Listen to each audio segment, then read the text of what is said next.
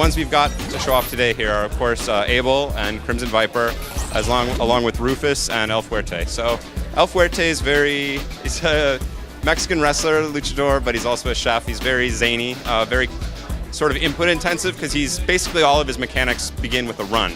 And he can run at you or away from you, and from that point on, all the buttons do different things, and he's a crazy sort of high-flying grappler with a lot of grabs and sort of mind game setups. Viper is more of a traditional sort of rushdown character. He can sort of come at you with sort of rushing punches and a very safe flame kick that she can just sort of keep repeating, and as well as has an interesting ground pound and some super jump kind of mechanics. Abel is sort of a mix, I call him a mix between Fei Long and Zangief, so he's got some great striking moves that he can keep a lot of pressure on, as well as a good repertoire of throws that he can control and scare people with up close. And then the big man, Rufus, is new.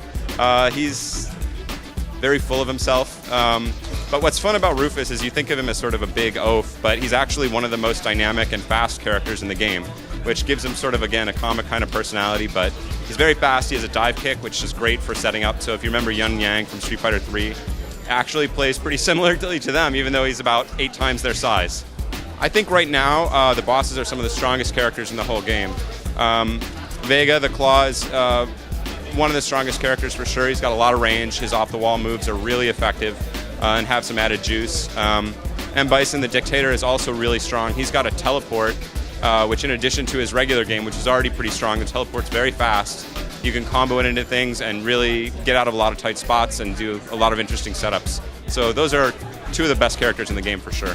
The new boss, he's extremely cheap. His name is Seth. So as a lifelong Street Fighter nut and someone who's very excited about this game, it's exciting to have your name be a part of Street Fighter history.